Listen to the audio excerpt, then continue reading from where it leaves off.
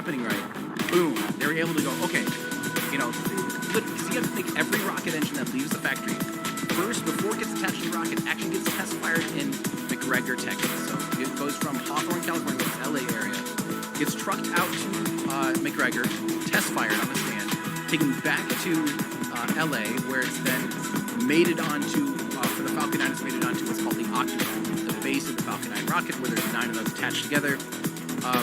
So there's one test firing for the engine, then that whole unit is sent back out to McGregor, where the entire, all 9 engines are lit, and the upper stage engine is lit on the stand too.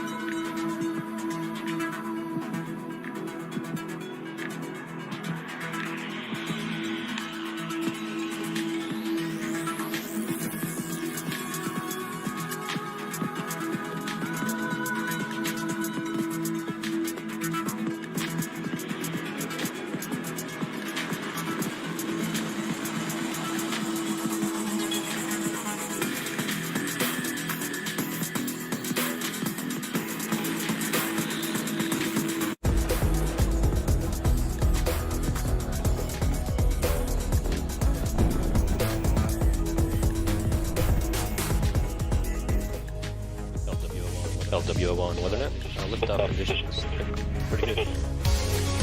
FTS is ready for launch. Ignition. Liftoff. Falcon 9 has cleared the tower.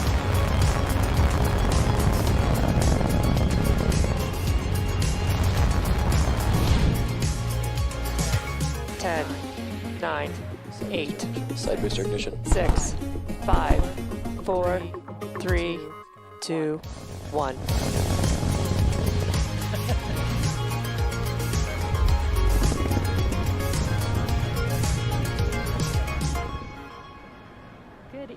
Good evening. It's Thursday, November 5th, and on your screen is a live view of Falcon 9 waiting its 6:24 p.m. Eastern Time launch from Cape Canaveral Air Force Station in Florida.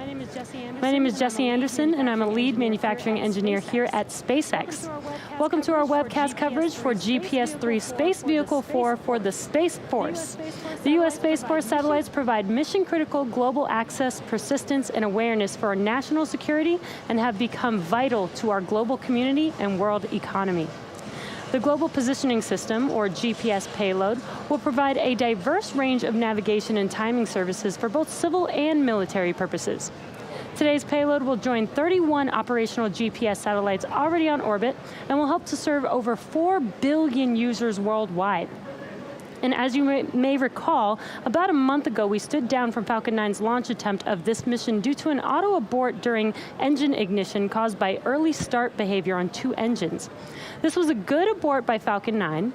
The rocket did exactly as it was programmed to do when the data indicates something doesn't look as we expect it to right before liftoff. We sent those 2 engines to Texas for further testing, and it turned out that there was a blockage in a vent passage that leads to a relief valve on the gas generator. The blockage was caused by a masking lacquer residue that had hardened during the build process, but once we removed it, the gas generator was restored to normal behavior during subsequent testing. This was a really great find. It allowed our teams to fix something that is very subtle but can have some negative impact on the engine behavior, as well as allowed us to make sure that we can prevent this from happening again in the future. The 2 engines, which first exhibited the early start behavior on this booster, were replaced with new ones, which were tested again during our full duration static fire. Both engines look great, and the rocket is healthy for flight today. So let's take a closer look at the vehicle that will launch the GPS-3 satellite. On your screen is a view of Space Launch Complex 40 with Falcon 9, our 2-stage liquid-fueled launch vehicle getting ready for liftoff. Falcon 9 stands 229 feet or 70 meters tall, which is slightly taller than a 21-story building. The bottom 2/3 of the vehicle is a brand new first stage. Its job is to accelerate the vehicle all the way to the edge of space, where it will drop off the second stage carrying the payload. Tonight we will be attempting to recover the first stage on our drone ship, Of Course I Still Love You. And there you can see it on your screen right there in the middle of the Atlantic Ocean. What's really exciting is that this specific booster is planned to support the GPS 3.5 mission next year, which will be the first time that the US Space Force has agreed to fly a flight-proven booster. About 2.5 minutes into flight, the first and second stage will separate, and the second stage will ignite its single Merlin vacuum engine to carry the GPS satellite to a highly elliptical orbit. Separation from second stage will occur approximately 4,000 kilometers above Earth, and then the satellite will perform berms to raise its position to enter a circular MEO, or medium Earth orbit, and reach an apogee of approximately 20,200 kilometers above Earth. An apogee is basically just the furthest point from Earth, or the highest point that the satellite will reach in orbit. Inside of that structure on your screen, this is at the very top of the rocket, is where the GPS-3 satellite sits. And that structure is what we call the payload fairing, which is about 17 feet or 5 meters in diameter, and about 43 feet or 13 meters tall. This payload fairing protects the satellite from aerodynamic heating, loads, and contamination during ascent. But once we get into the vacuum of space, we no longer need this protection, so we will jettison the fairing halves to save some weight as the second stage continues with the satellite to its targeted drop-off orbit. The fairing halves we are using today are new, but due to upgrades being made to our recovery boats, we will be attempting to pick these halves up out of the water using our recovery vessel, Miss Chief, today. And there is Miss Chief on your screen, heading to the pickup zone. The large trusted structure next to Falcon 9 is the transporter erector, or the TE, and you can see that on your screens to the left side of Falcon 9. The TE is used to roll the Falcon 9 to the launch pad and raises it to its vertical launch position, as well as routes power, fluid, and communication to both the rocket and the satellite. Now let's get a status update on the vehicle. Good evening from the webcast desk here at SpaceX headquarters in Hawthorne, California. I'm John Insberger, Falcon 9 Principal Integration Engineer. It's been a quiet countdown during the day. Working relatively few minor issues, the teams are ready to launch as we approach T-minus 8 minutes to liftoff. Now we're launching from Space Launch Complex 40 here in the dark of Cape Canaveral. This will be our third GPS launch, and all of them have been from this launch pad. Now the spacecraft team performed functional checkouts of the GPS satellite during the day, and the Falcon 9 team began their final checks of the launch vehicle at T-minus 2 hours. At T-minus 38 minutes, the team concluded their electronic go-no-go poll and gave the okay to proceed into propellant load and launch. The team then began loading propellant at T-minus 35 minutes. We load the propellants as close to launch as possible in order to keep them cold. Both the first and second stages use the same propellants, as the second stage Merlin engine is very similar to those on the first stage. This allows us to make the second stage like a shorter version of the first stage, and this commonality is one of the many reliability features in the Falcon design.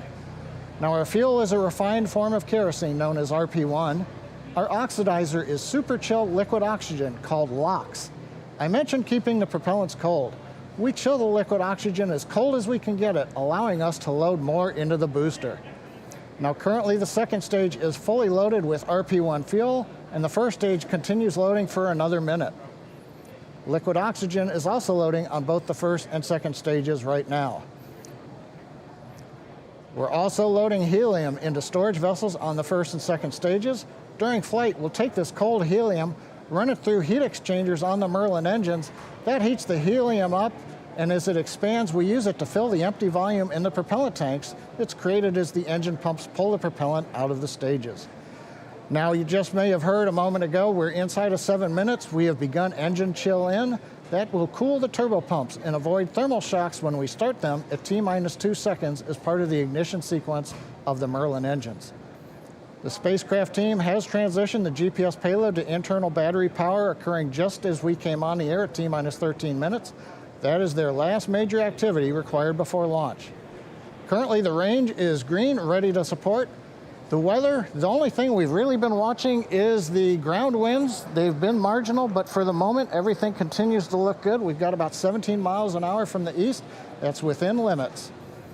Now, if we do have to call a hold on today's launch, we have a backup opportunity tomorrow with liftoff time scheduled a few minutes earlier at 6:20 p.m. Eastern Time. Now all systems continue to be go for a liftoff just past 6:24 p.m. Eastern Time. As we mentioned earlier, today's mission is for the U.S. Space Force launching the GPS-3 Space Vehicle 4 payload. Now we'll hear from the Air Force's Lieutenant Colonel Margaret Sullivan and Lockheed Martin's Tanya Ladwig for more information on tonight's payload.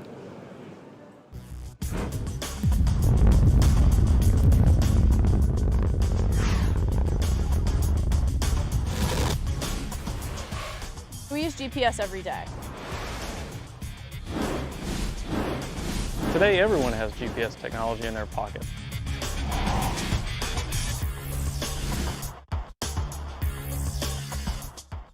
It's 25 years of space-based position, navigation, and timing, supporting the entire world. GPS touches the lives of everyday people all the time.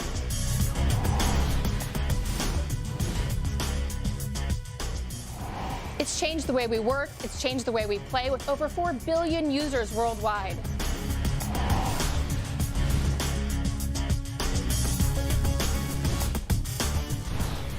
We're already preparing for the next generation of GPS satellites with our GPS-3 follow-on contract, and we're inserting greater technology for greater capability.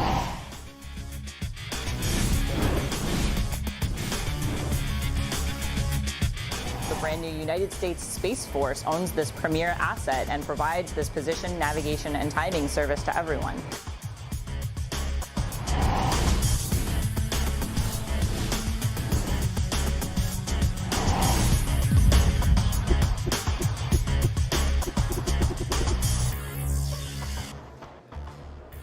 We're currently less than 4 minutes from liftoff. Everything continues to be go for launch. What we're watching right now is the strongback has just retracted to the pre-launch position. It's about 2 degrees from the rocket. At liftoff, hydraulics will move the strongback the rest of the way back about 45 degrees from the rocket. Now, first stage fuel loading did complete at T-minus 6 minutes. Strongback retracted. We're continuing to wait for first stage liquid oxygen load to finish up in about half a minute here, followed a minute later by second stage completion. Now, a minute before liftoff, you'll hear the announcement Falcon 9 is in startup. That means the rocket's own internal computers are controlling the launch countdown on the rocket. Once the engines are confirmed to be at full power, the flight computer on the second stage will then command the ground hold downs to release the rocket right at T0. The satellite team continues to monitor status and health of the GPS-3 located inside the fairing that you can see on the screen. And right now, all systems are go on the satellite. The range is green for launch. Close out. And we have, it sounds like in the background, we heard that stage 1 lock closeout complete, so we're on time. And the good news is the weather is looking good still. Ground winds are in limits, upper altitude winds are good. So as a reminder though, if we don't have a launch today, we have a backup opportunity tomorrow with liftoff time scheduled 4 minutes earlier than tonight. But right now at 2 minutes and 20 seconds and counting, everything continues to go well. Waiting now to hear stage 2 LOX load completion.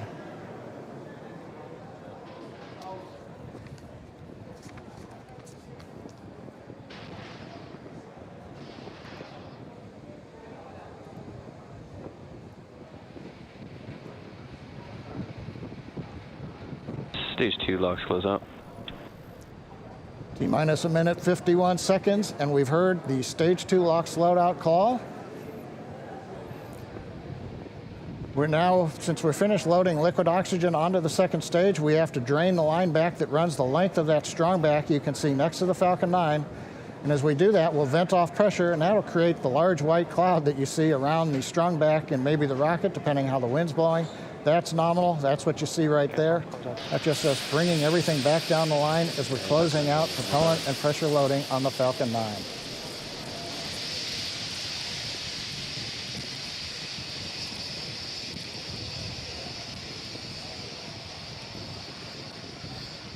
Next activity, we're waiting for the call out that Falcon 9 is in startup.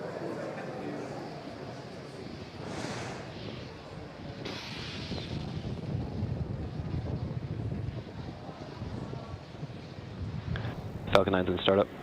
There it is. Computers have taken over the Falcon 9. We're pressurizing first and second stage tanks for launch. Waiting for final go. The mission director, Stage go 2, for launch. flight. Mission director has given the go for flight. Everything continues to look good. Pressurizing the tanks one final time here to get ready for liftoff. But right now at T-minus 30 seconds and counting, all systems are go for the launch of Falcon 9 with GPS-3 Space Vehicle number 4.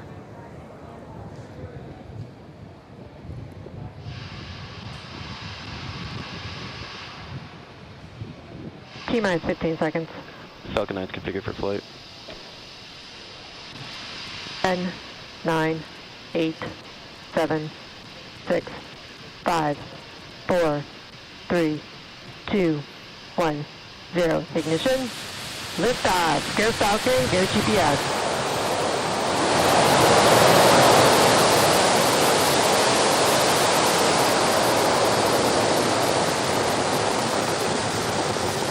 Vehicle is pitching downrange.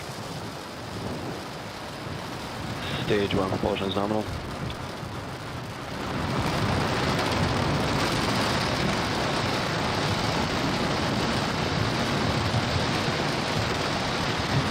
"30 seconds into flight, propulsion says the Merlin 1D engines are nominal. We're on trajectory and preparing to throttle down in preparation for maximum dynamic pressure."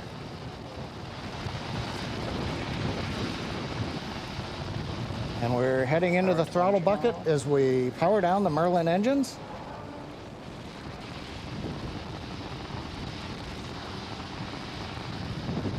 And throttling back up now. M1D engines back up at full power. Supersonic. And we have gone past Mach 1. Waiting now for max Q call out. The vehicle is experiencing maximum aerodynamic pressure. Guidance engineer reports we're passing through the period of maximum aerodynamic pressure called max Q. From here on, as the speed picks up, the atmospheric density decreases and the loads are reduced on the Falcon 9 vehicle. Propulsion power continues to look good. The trajectory looks good.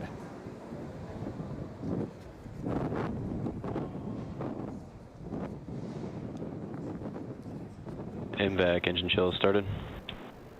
The engine chill in call out on the MVAC second stage engine indicates we've begun chilling that turbopump like we did with the first stage engines, getting ready for ignition of the upper stage engine. Now coming up in just over 30 seconds, the usual 3-sequence event that'll happen in rapid succession. Main engine cutoff will shut down the 9 Merlin 1D engines you can see glowing there in the night sky. Stage separation, and then we'll get startup of the second stage engine.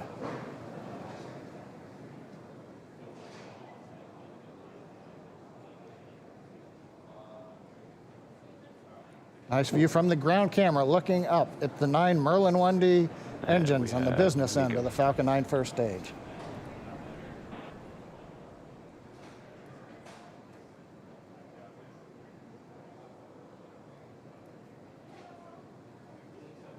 Stage separation confirmed.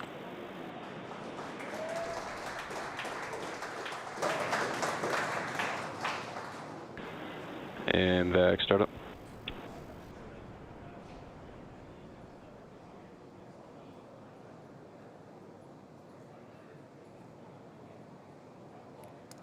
So we've had a good separation. MVAC up on power. On the left screen, the first stage continuing to coast downrange as it begins to deploy those large titanium grid fins. Trajectory continues to look right down the middle. Both stages are following nominal trajectories. Guidance confirms we're on nominal trajectory with both stages. Acquisition of signal, Maryland. Maryland reports they've got signal from the second stage. Next event coming up is payload fairing separation. Fairing separation confirmed.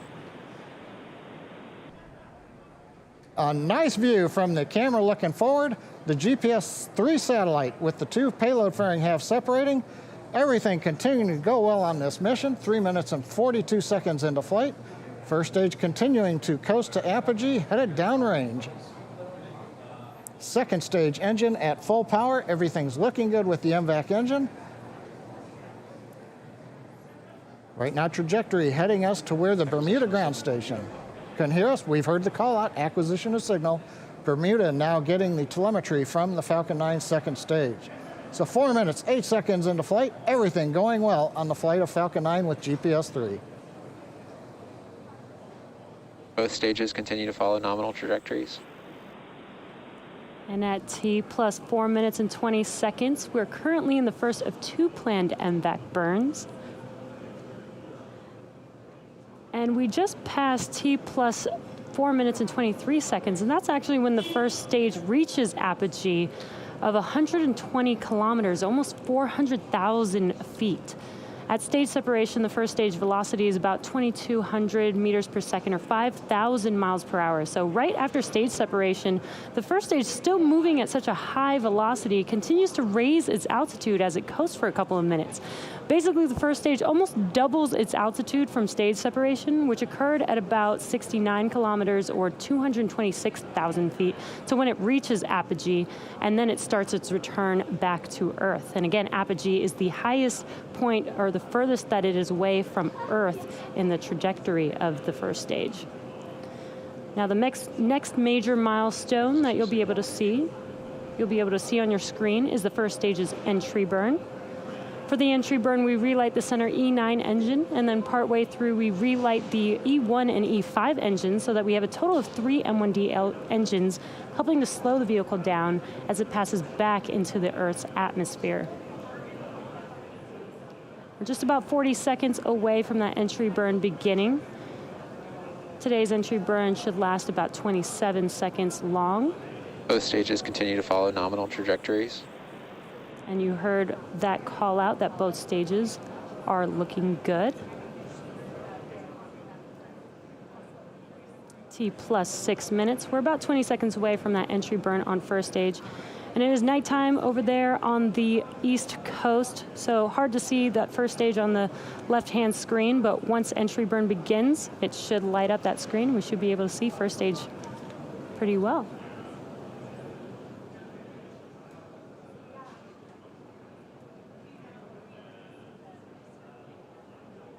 Stage 1 entry burn startup. And there's that entry burn starting up. Stage FTS is saved. Stage 1.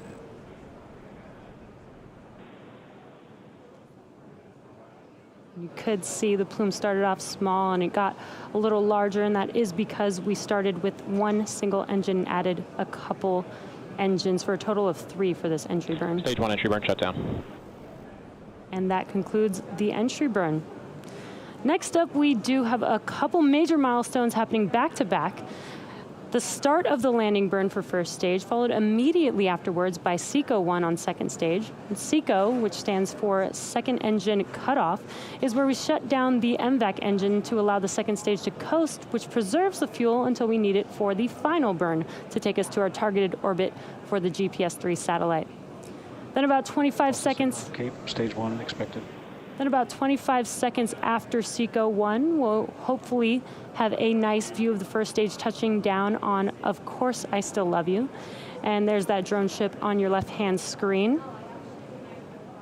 Stage 2 has entered terminal guidance.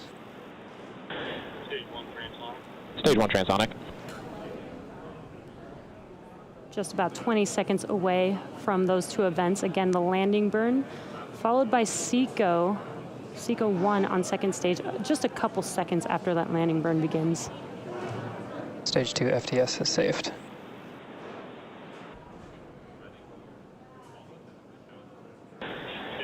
Stage 1 landing burn.